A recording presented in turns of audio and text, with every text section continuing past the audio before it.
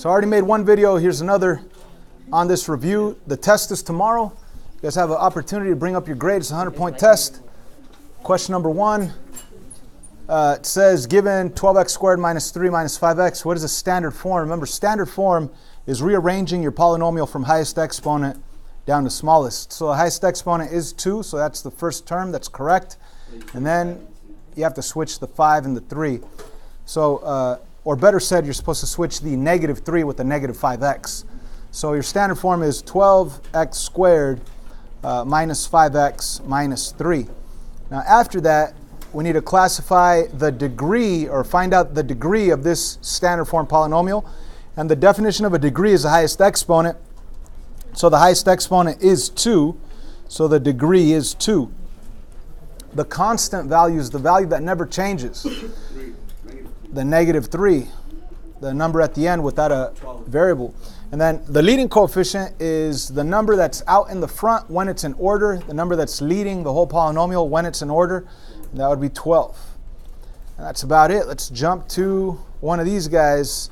They want us to give the name according to the degree and the number of terms. Is a linear monomial. How about number 5? Let's just jump to number 5. The first name is what? It's a cubic. Cubic. No, binomial. Cubic, because the degree is 3. That's cubic. And it's binomial because there's 2 terms, right? 3 terms, trinomial, 4 or more, polynomial. So we look at number 6 and we look at the degree. The degree is 4 right there. So what's the first name when you have a degree 4? Quartic. And there's 1, 2, 3, 4 terms, polynomial.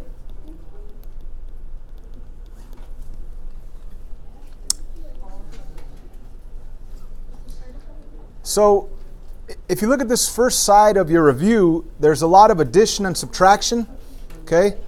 Now, there's not that many questions that are addition and subtraction of polynomials on tomorrow's test. There's a lot more of the backside where we distribute and then combine like terms.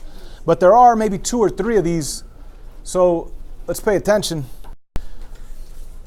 So if you do have, I think I explained this one on the other video, but might as well just talk about it right now. When you have something in front of your parenthesis, that's when you distribute it. So for example, if I had the number 3 right here, I'd have to go 3 times 12, 3 times 2, but we don't have the number 3, so let's not do that. But if we did have a number, you'd have to distribute it, right? Anything you have out in front of the parenthesis, you have to distribute.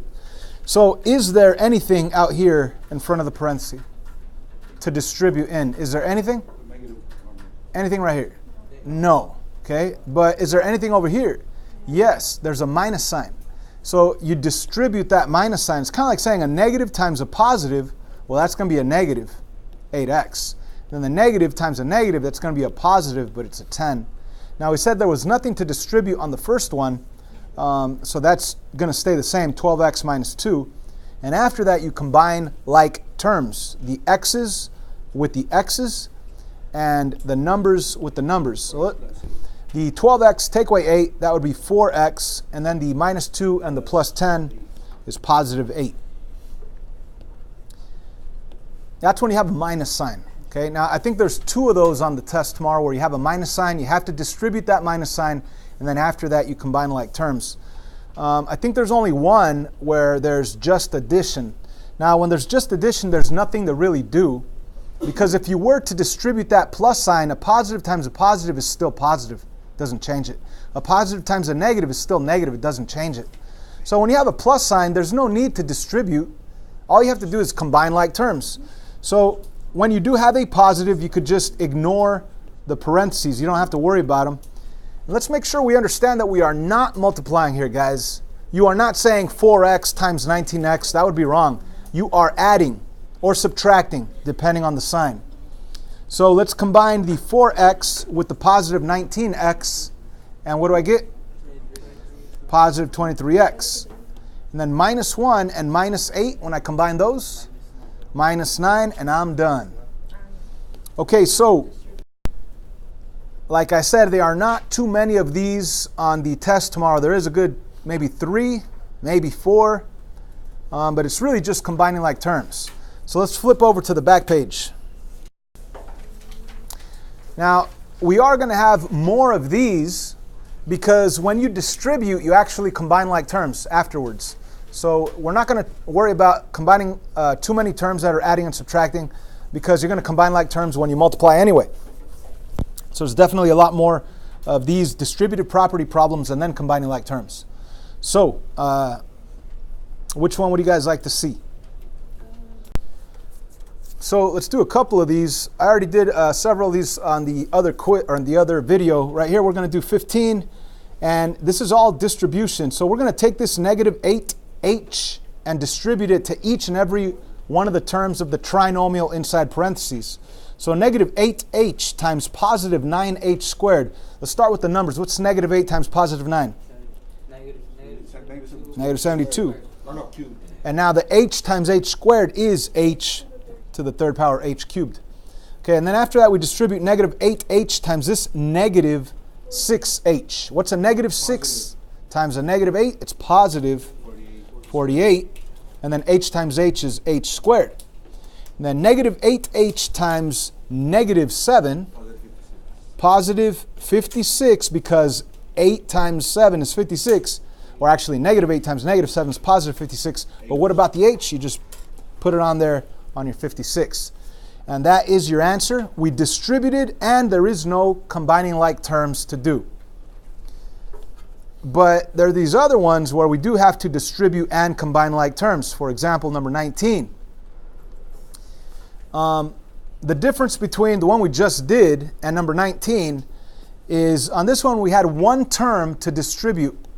Right here we actually have two terms to distribute. So we're going to distribute first the 7x to both terms, and then we're going to afterwards distribute the 6 to both terms. And then after that, we're going to combine the terms that are alike. So let's start with the 7x. 7x times 8x,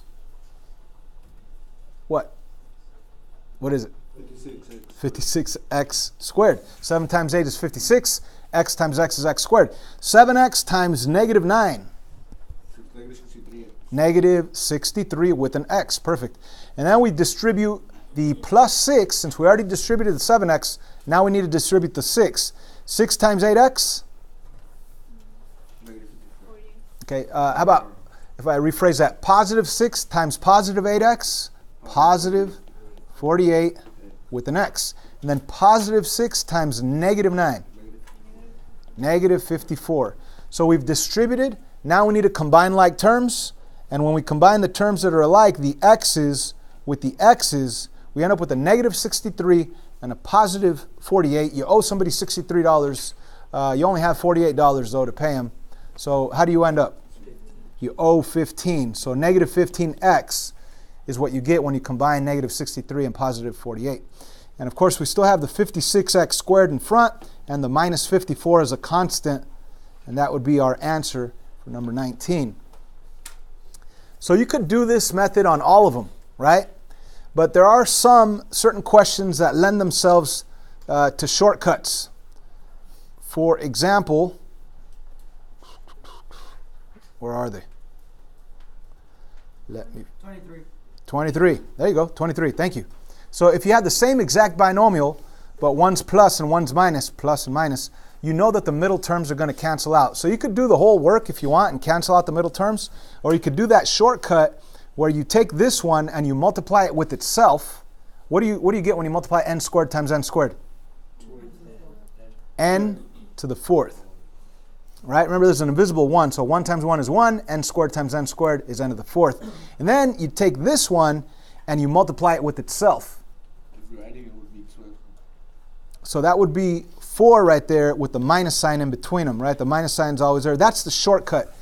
But let's say you don't remember the shortcut. You don't need to remember the shortcut. Why? Because you could actually show your work. Let's show our work. What is 1n squared times n squared? That is n to the fourth. What's n squared times positive 2? Well, that would be a positive 2n squared. And then I would distribute the minus 2. Minus 2 times n squared, that's a minus 2n squared. And minus 2 times positive 2, that is a negative 4. And again, the middle terms, one's positive, one's the exact same term negative, it cancels out. And that's how we end up with the end of the fourth minus 4 as a final answer. You could only use that shortcut when you have a binomial that's the same as the other binomial, but you have one minus and one plus. The signs have to be different in order to use a shortcut. Do you have to use a shortcut? Absolutely not. Let's do one of these. Number 21, we have 3x plus 4 squared. So the exponent 2 means that you need to multiply your base with itself. So let's write the 3x plus 4 2 times. And then after that, it just becomes a regular distributive property problem and then a combining like terms. So we have 3x times 3x, that is what? 9x squared. And then 3x times 4, that is what? Plus 12 with an x.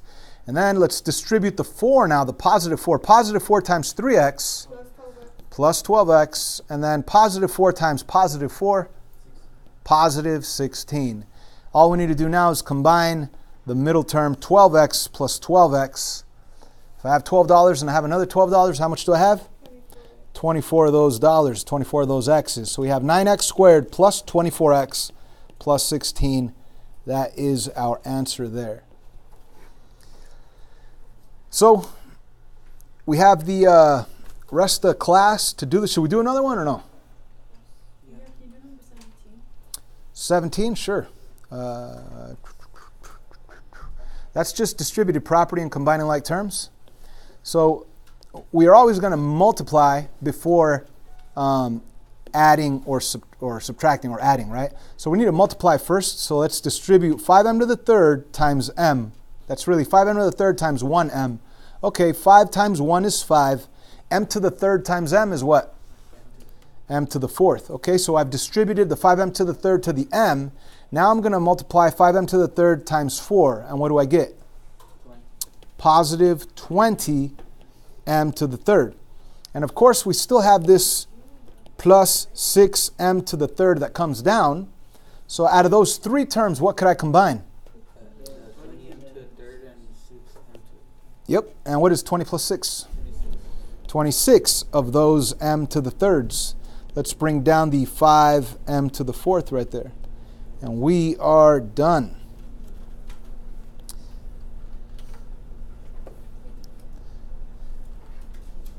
I guess that's it. You guys could work on the rest. The answers are posted on the wall. I don't have the answers on the back side of the sheet because it's a two-sided sheet. So you could check out the answers on the wall. If you need more help on the other questions, you could also watch the previous video.